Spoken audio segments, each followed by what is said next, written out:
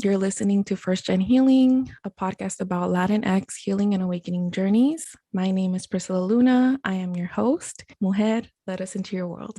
My name is Georgina Garay-Lozano. I'm a licensed marriage and family therapist, and I practice primarily in California. And I'm now expanding to coaching services. So I'm going to expand to further just because there's such a need within our community, addressing inner child hurt, trauma within our families. And my population that I work with is young adults who are trying to launch, and they're trying to, do the things that society tells us to do, that our family tells us to do. Yet they're not feeling good. And the history is coming up, and they're wondering how to get unstuck. So I do this through trauma processing, something called eye movement desensitization and reprocessing, which I can share more about. It's really amazing, but it's more so like helping your brain and body process the trauma rather than just talking about the trauma, the things that have happened. Beautiful. Tell me a little bit about yourself so that the audience can get to know you. So I live in California, and my parents are actually from Zacatecas, Mexico. Before we moved to where we currently are in Santa Clarita, we lived in Los Angeles, and it was hard. I have 4 siblings. I'm the second oldest, but the first female in my family. So I grew up very parentified. I grew up Georgina los niños, like cuídame los niños, fíjate en los niños. And that created a dynamic in my family where I had a lot of power and I had a lot of authority over my younger siblings, which I think is very common in our community. And it also created a dynamic for me where I wasn't a kid. So even some of the questions that you had for me about, likes and things like that, I'm like, what do I like? I don't know. I don't know what I like. I didn't get to explore and experience hobbies and things like that. So with that, a lot of repairing my relationships with my siblings, that I was not their parent. And as a therapist, I'm not their therapist. Wanted to be close to my family, yet unable to, or needing the boundaries, and reformatting like what our family dynamic is. And I have my own family now. So I live with my fiance, and we have a 9-month-old baby girl. So how beautiful. Yeah, thank you. And I think, you're kind of already diving into your healing journey. And I imagine that can be a little bit tricky because of it's your career essentially too. So I'm wondering, like, did your healing journey start before you went into your career? Did it start once you went into that field? How was that kind of like the timeline for you? I think it started before. The clear timeline, I could say it was during grad school, because you're, at least our program, you had to go to therapy, and it was like a requirement. So the timeline could be grad school, but I think if I look back, conflict that I was having in my home as a kid, like me standing up and rebelling or wanting to have my own voice, having my own needs and my own desires as a teenager, like for my family meant I was abandoning them. For my mom, it meant I was abandoning her, especially because I was the good kid. I had good grades. I took care of my siblings. I took care of my parents' feelings. I just took care of a lot of things. So I think definitely teenage years, when, se te llena el ojo and you have a boyfriend or you have a partner, and you start to explore other pieces of yourself. And I think definitely my introduction into like something different, or like my healing path, was having to deal with guilt, having to deal with feeling as though I was abandoning or not being a good enough daughter for my family or sister. And the severe like physical pain of like feeling like I was abandoning and just not good enough. Wow. Do you think that awareness of those, because I think sometimes like at this point in our journey, we have the language for these things, right? Shame, guilt, like we have the names for them. And I think also that feeling of that they sometimes make you feel selfish for doing your own thing, which is so interesting because it's exactly what teenagers want to do. So having to age appropriate, manage those things. totally. Yeah. So I'm wondering, when you were in those moments, is that when you like were aware, oh, I need to do some healing? Or at what point was it like, this is off, you know, I know that I need to do some healing around this. Did you like seek therapy, or I guess like what was your path? You're right about we don't have words and like this type of descriptors for it. So no, I wish somebody would have seen me. A teacher, my parents, my cousins. I had older cousins in the home, that somebody would have seen me that would have validated, and maybe even if they couldn't fully understand, that they would have referred me or like accepted support or something like that.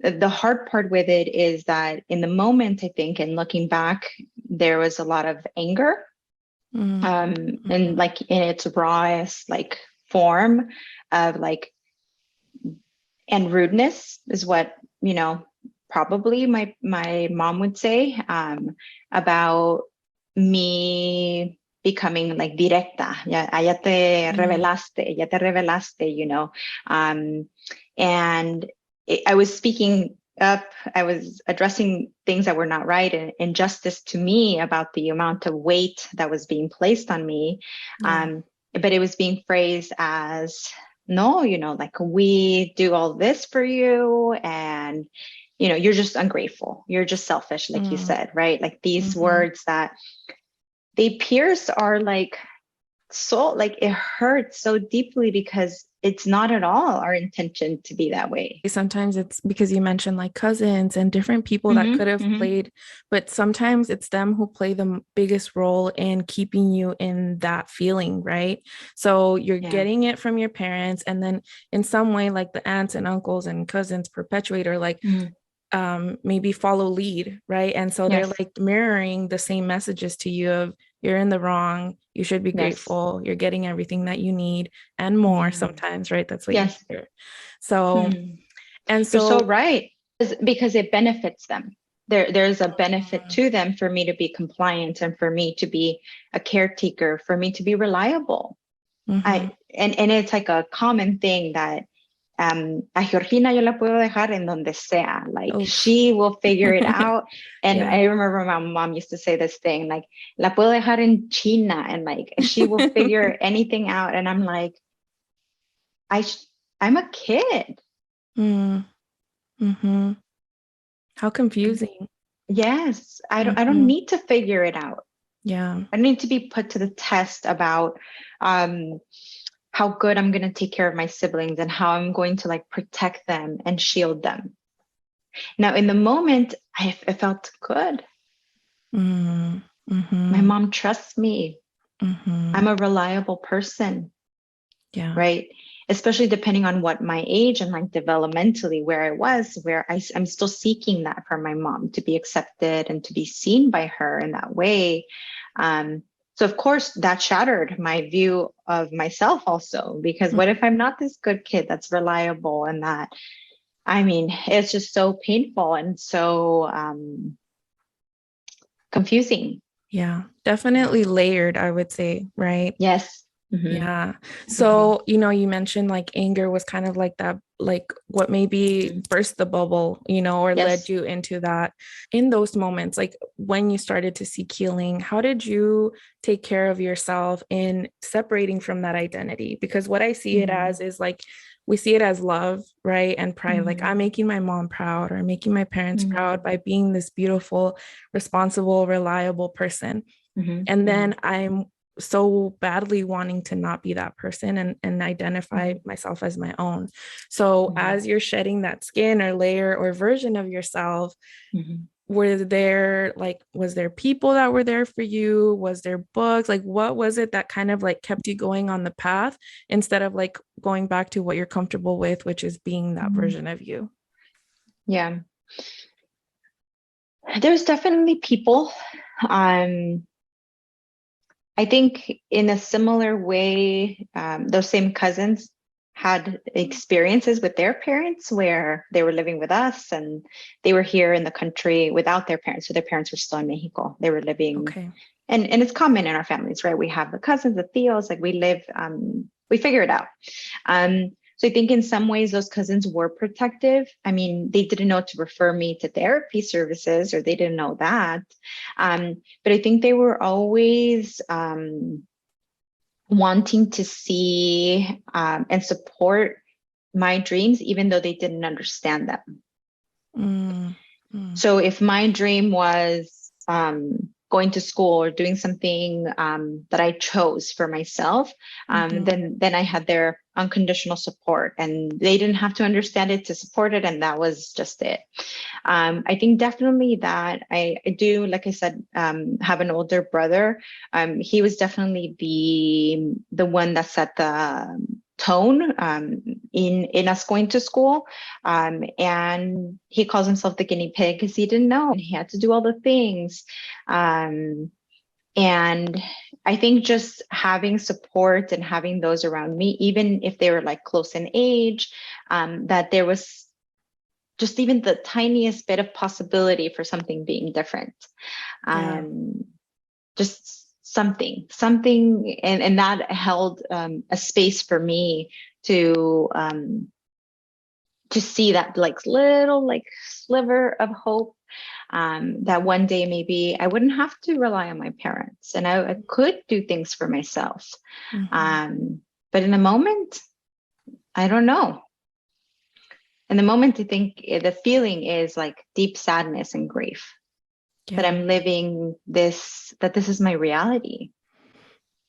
Wow. And I was about to say how beautiful that you had people supporting your dreams, let's say. And then I was like, but I can feel it. It's like a glimpse of, though, right? It wasn't like this impulse of like, you got this, you're worthy, all of that good stuff. And I guess even the glimpse is beautiful that you had that. It's painful in the moment to either have none or to just have a sliver, even like that is so foreign, it's so distant, and I'm like holding on to it for dear life. And there was days where I remember specifically, I went to community college before I went to, I transferred to a Cal State. And I don't know why it's like burned into like my memory, this piece of like, I was really sad during community college, but I had the goal and I had the sliver, but I was really sad. And maybe let's say my class was like at 9 a.m. and I would only have one on some days, and I would come home. And I remember like watching myself. Okay.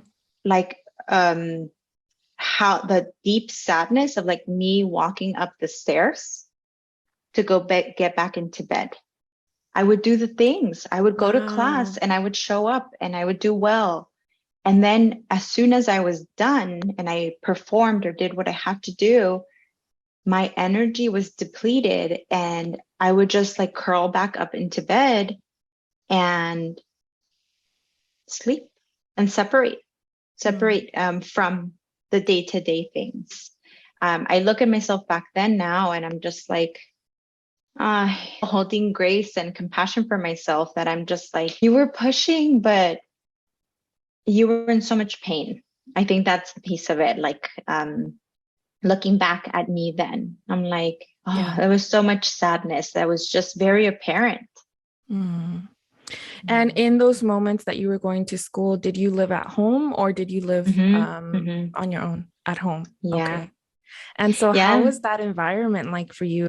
It seems like school was not something that was in the plans or in the like something that was looked good upon, I guess. It was maybe like your own thing that you wanted to do for yourself. It was a bit of both. I think definitely like my older brother went to school because that was the plan that our parents set for us. But I think for me, I had the freedom or the flexibility where I wanted to follow the path and I was happy to follow it.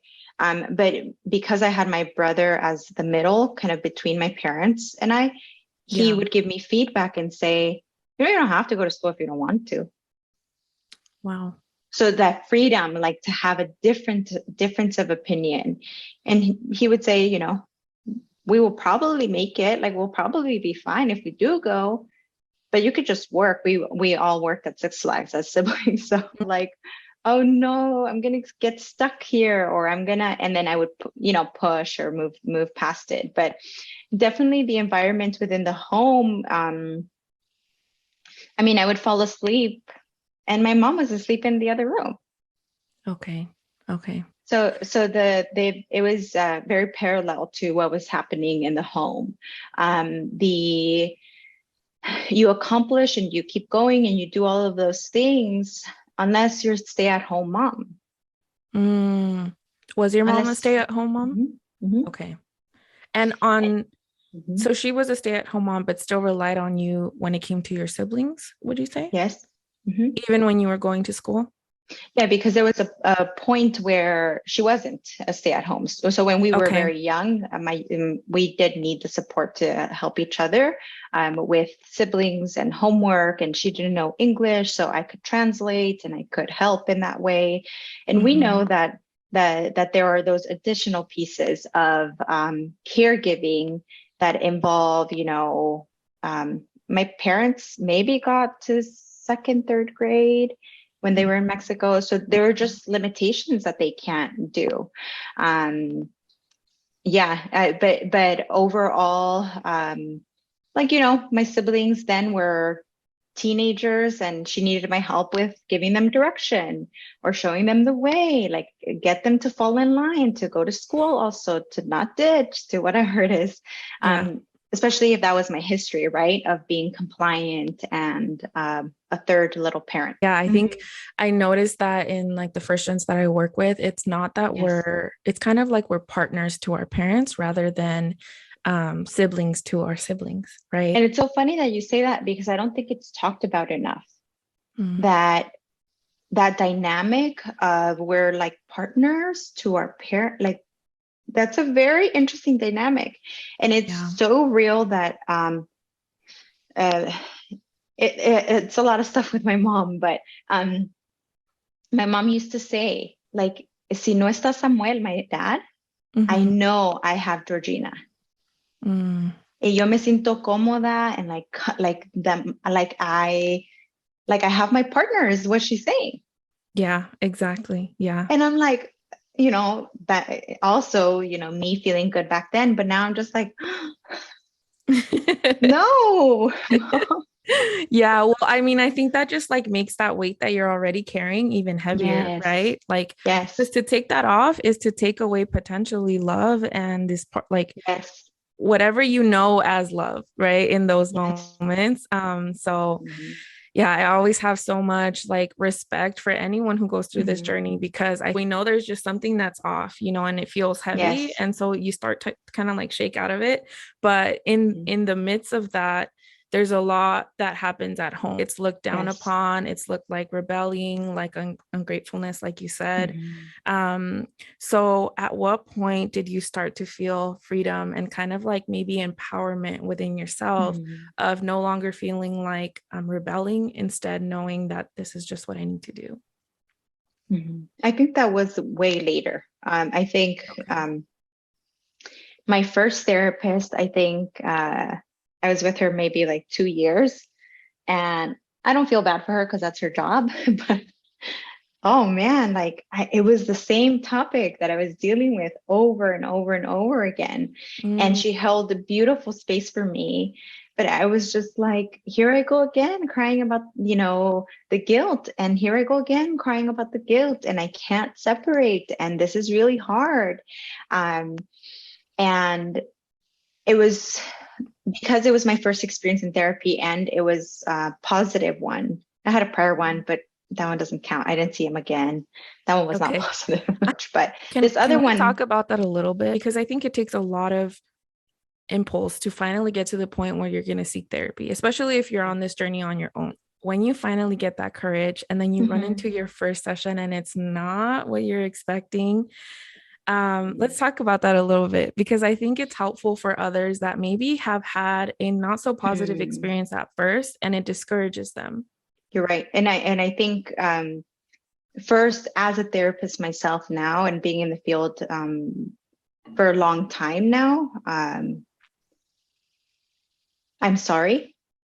I'm sorry that this happens and that this continues to happen, because it's one thing to not be helpful as a therapist. That's one thing. It's another thing to cause harm and to have somebody feel so discouraged that they may not even seek out anybody else. Yeah. That is not okay. That is not, shouldn't be happening. And because it's such a private experience, and confidential and all of these things, you end up leaving and feeling like you're the one. Wait, did I do something? And it's a continuation of what has happened in our lives. And a lot of the times my role as a therapist is repairing damage that I haven't created, that other therapists have done, where they're not trauma trained. They shouldn't be doing trauma treatment. They don't have the awareness to tune in culturally and to understand our backgrounds. They don't even care. They will literally say, you know, like, well, you know, you can move out of your home. Yeah. Really? Yeah. Really? I'm this many years old. Like, I didn't know that before. I would, if I could, I would. If I could emotionally separate from feeling these like deep grief and guilt and all of these things, I would. I'm coming to you for that help. What are you? Absolutely. Estamos en las mismas sometimes, like, oh, okay. Yeah, I mean, that lack of, and I think that's so powerful too, that there is people that are now in the field, right, that will understand that first gen experience, because, and you know, that's obviously why I want to speak out on this too, and like make a platform around this, because I think that there are so many layers and nuances to our experience that are not understood by someone who has not been through this journey. When you were saying this, I just remembered a conversation that I had with one of my bosses, where I was explaining to her that at 7 years old, I was ordering like 6 Subways and remembering 6 Subway orders because no one else like spoke English, right? And so she was like, what? I can't even like picture that. I can't even imagine that, right? And I was like, yeah. And they would still get mad at me if I got the order wrong, you know? There's no winning. Yeah, exactly. I'm trying the best. Yeah. So I don't know, that just like flashback how like it was so far removed from her reality, because she was a child at 7 and I was like, not that, you know. Yeah, and that with that piece of like, I'm not sure what I was, right? Because we're constantly living between this space of you have responsibilities, some certain responsibilities, but don't forget I'm the parent. And you have authority over your siblings, but you don't, right? Like I'm the parent in the house. But yeah, if something goes wrong, like then I look to you. Why did it go wrong? Like it's such a strange dynamic. Yeah. Yeah. And that when we end up, and I mean, my anger, my rage, that I would call it, I think eventually I figured out, I'm like, I really need to work through this. And it wasn't directed at anybody. But that those feelings, it was because I was constantly backed up into a corner. It was an impossible thing for me to be my mom's partner. It was impossible. I was not going to be able to ever accomplish these things. So, you know, my partner got a lot of it. I've been with him since I was 21 years old. So he got a lot of like the things from my childhood where I wanted a happy, healthy relationship, but I was not engaging in that way. And that was really hard. It was really hard for us to figure it out. And his own trauma history and his own background also. Yeah, I imagine like when you start establishing your own relationships, the vision of what they should look like is skewed, right? Yes. And in some ways, we even take pride in, I'll do anything for my family, and that kind of like verbiage that I think I understand where it's coming from and I resonate with it. But at the same time, I think it can be really damaging, because it's kind of like, I'll do anything for my family except actually listen to you when it comes to our parents, right? Like I'll do anything for my sibling, my friends, but if my child is telling me something is wrong and I need help in some way, they can like turn the other cheek. I think sometimes, and especially now, years into my journey and kind of like seeing the changes in my mom, now she has the language and now she can express it as, I wasn't ready for that conversation. I had my own stuff that I was hiding from.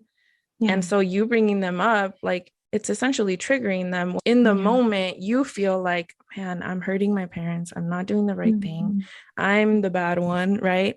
And yet I'm expected to succeed, and you're competing with people that are not dealing with all of this resistance that you are, right?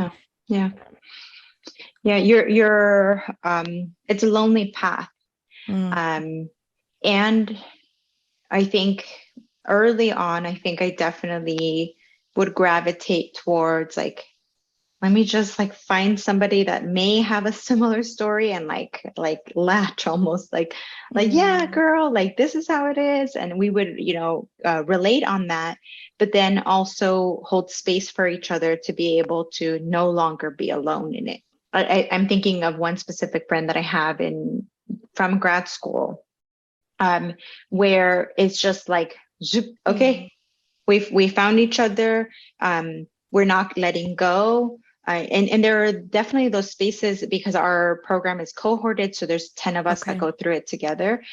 There's definitely those spaces where, a lot of them were white and they didn't have our upbringing and our circumstances. So a lot of the times when there were certain things that were happening, she and I would like look and then like, okay, like we're picking up what's happening right now. And then even just that validation was really, really helpful to get me through.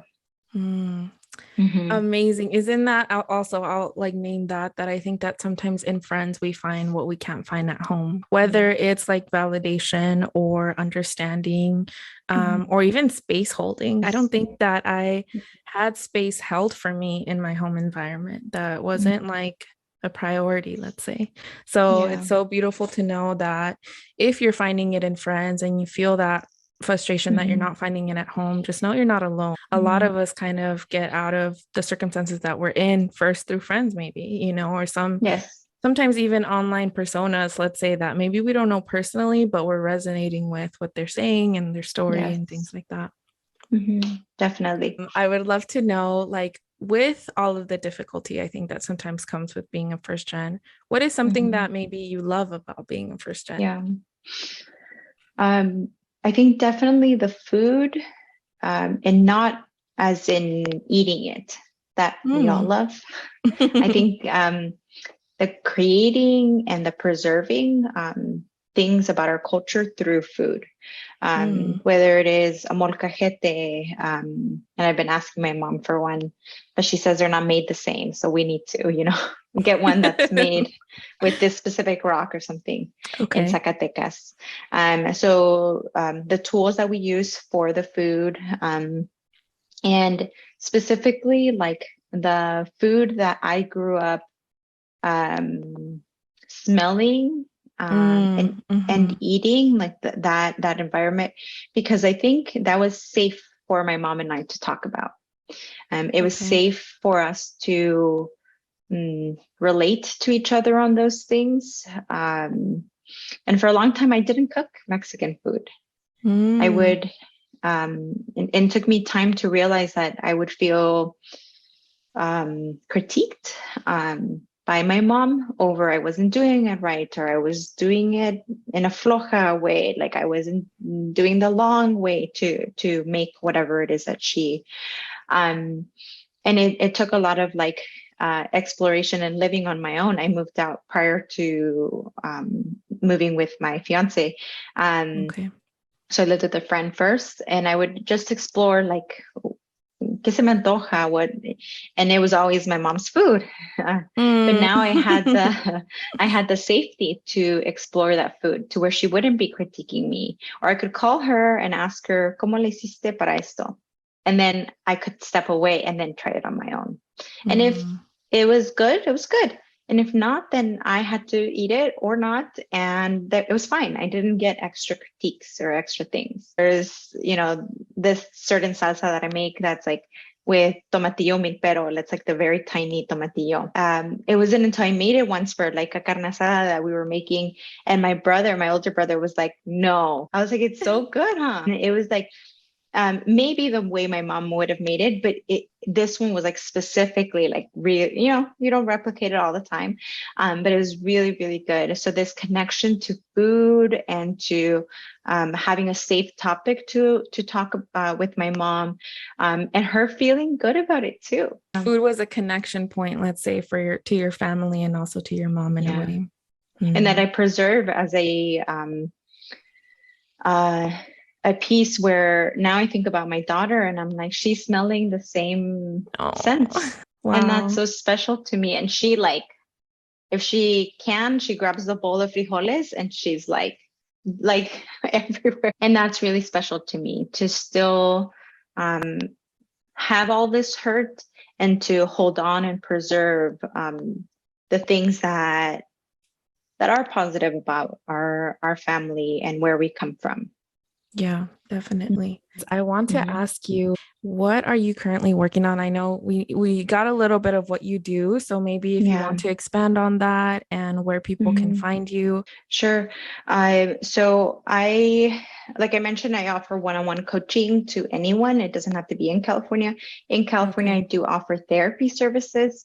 And a little bit of a distinction, the therapy services would be a diagnosis, trauma treatment. Like that's what we would do. Like I had mentioned with the EMDR, the trauma processing, which you don't have to have trauma to do that type of treatment.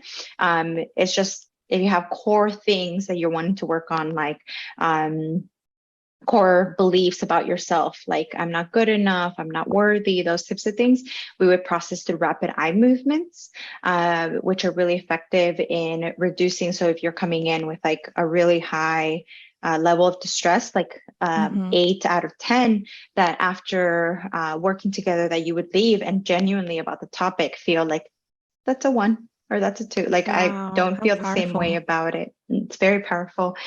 And so that's in regards to the trauma treatment. And then the coaching is just topics that impact our community.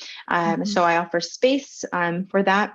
And I am wanting to launch and do more workshops and things for more people regarding intergenerational hurt and healing. So that's my next kind of stage. And people can find me on Instagram, my full name, Georgina Garay-Lozano, and on TikTok, Georgie Garay. That's how they can find me. Yeah. Perfect. I'll make sure to tag you and I put the links and everything. All right.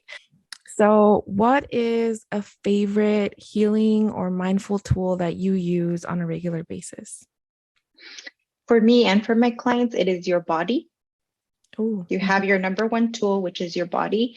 It's constantly sending you messages, especially I'll just speak to what I experience and the common things that I hear.